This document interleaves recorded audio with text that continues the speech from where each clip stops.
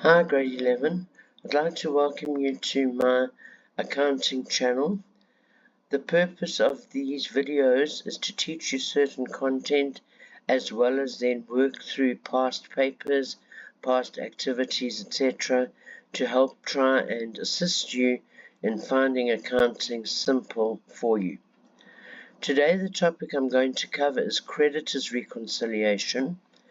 Most of you may well have started with bank reconciliation, but that is what I will be doing next. Before I start, I just want to explain to you what is meant by the word reconciliation. If you have an argument with a friend, you disagree over something, you get together, you talk it through, you reach some sort of agreement, you have then reconciled your differences.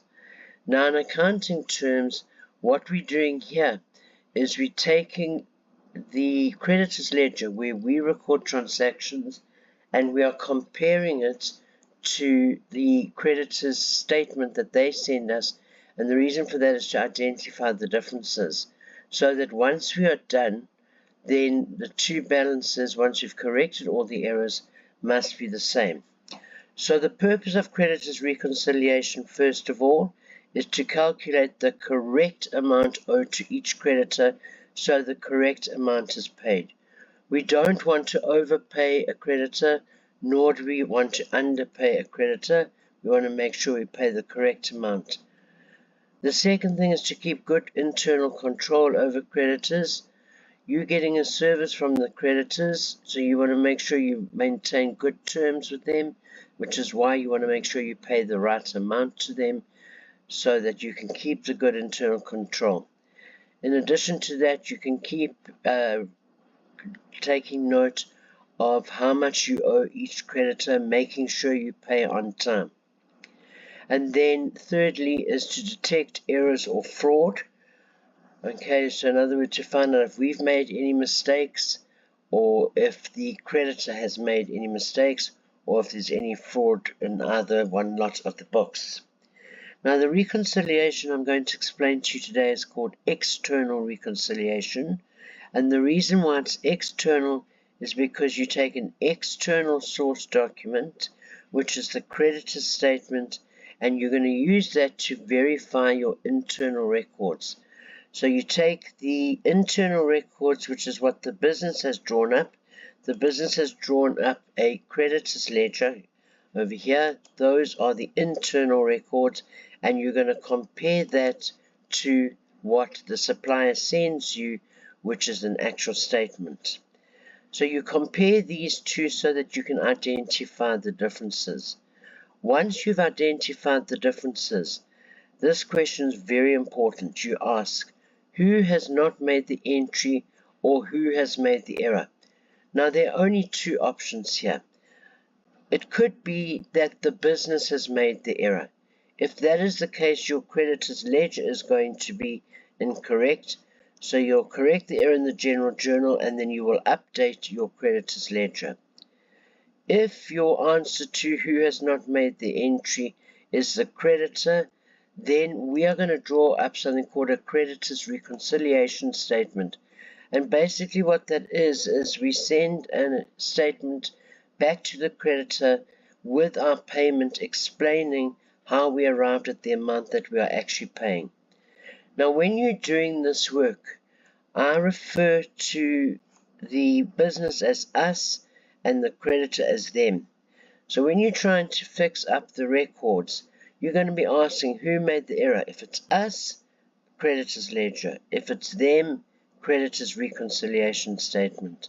Once you've completed that comparison, then the balances must be equal. In other words, you have reconciled the differences.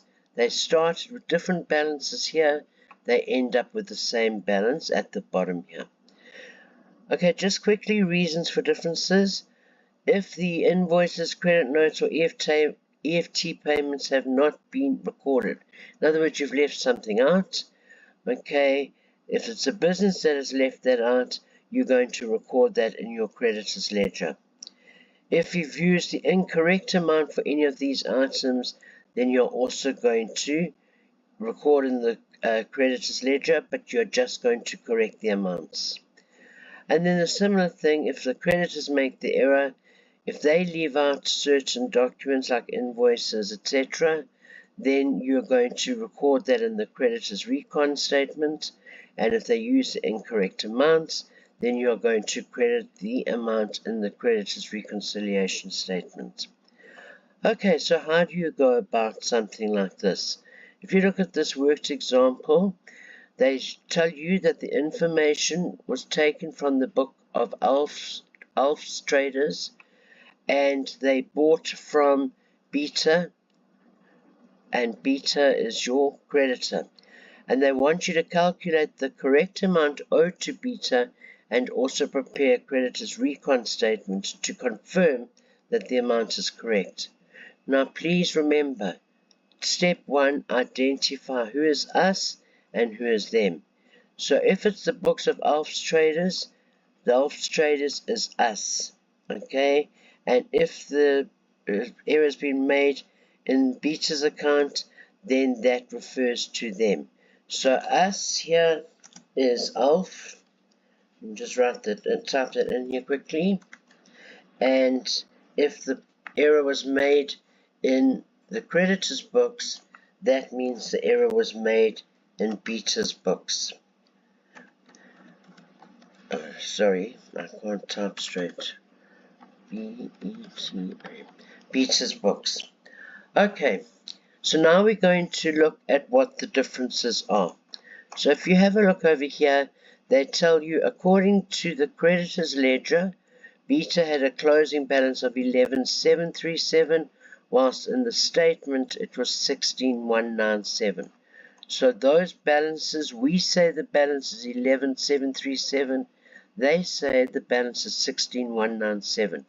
Obviously, it's plain and simple to see that those balances are not the same. Right, now when you read through the transaction, ask yourself who is wrong.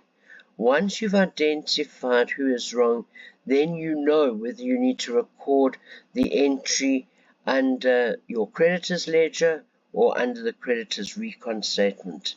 So if we look at the differences now, an invoice received from Beta appeared as 1005 in the creditor's ledger and on the statement as 4005, and they tell you that the statement is correct. So if the statement is correct, it means we are wrong.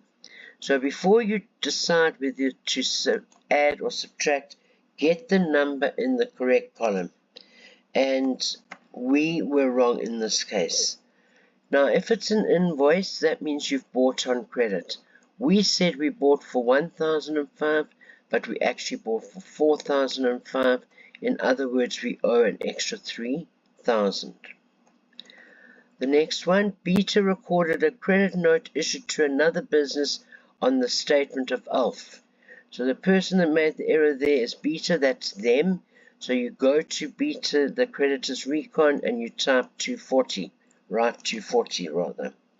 So you write in 240. Now, if it was a credit note, they would have actually decreased the amount that we owed to them.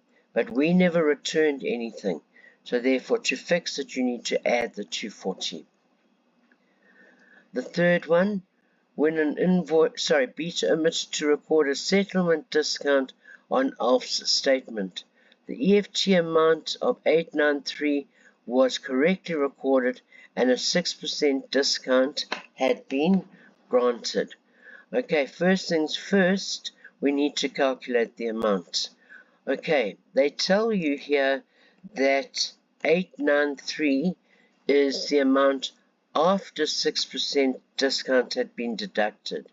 So if that's after 6% has been deducted, that 893 represents 94% of the amount that was owed in total. So you're going to divide by 94, and then you want 6% for the discount, so you times that by 6.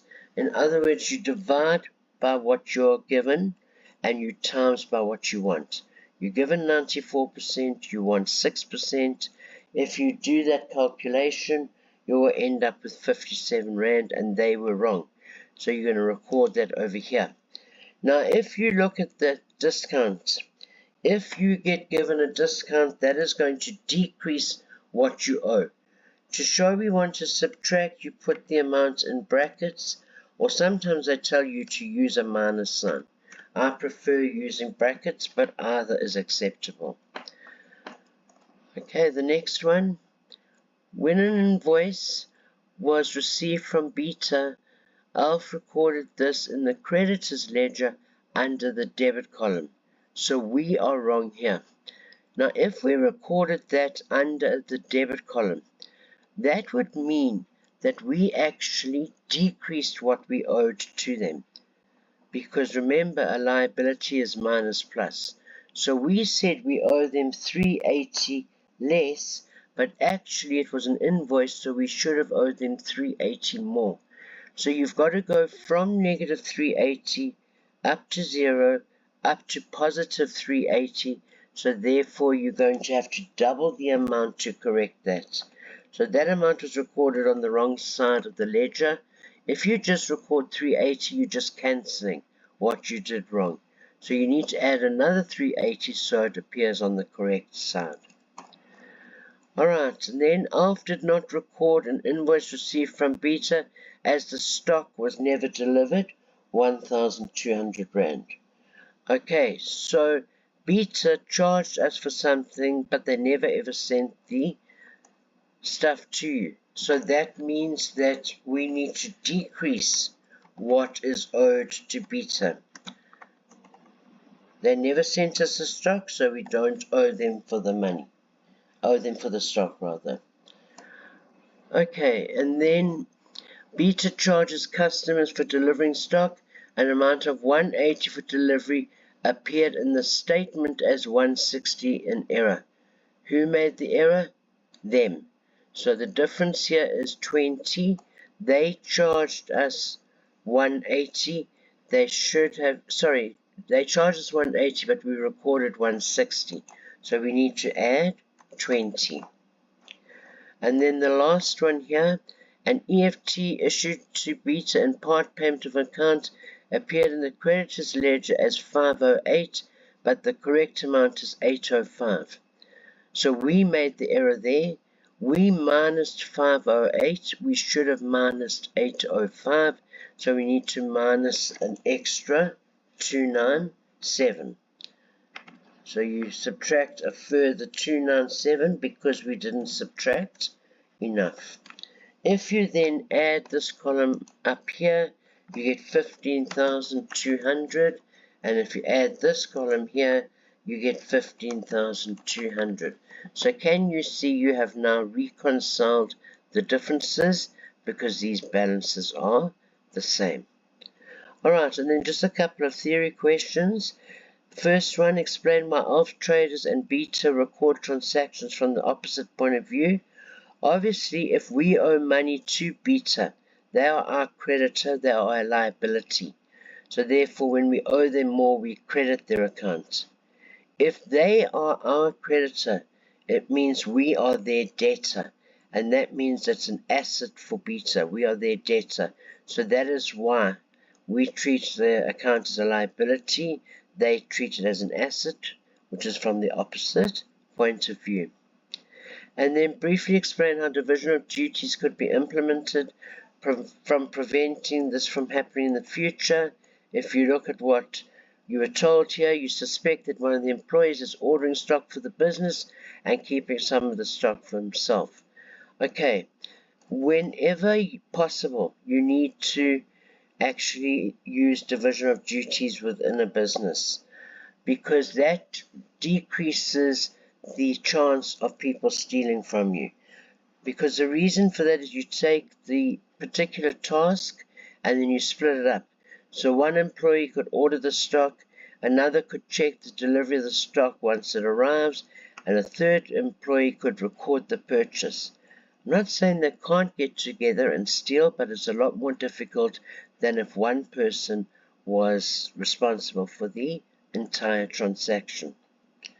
Right, what I'm going to do in the next couple of videos is do some more worked examples on external reconciliation. Thank you.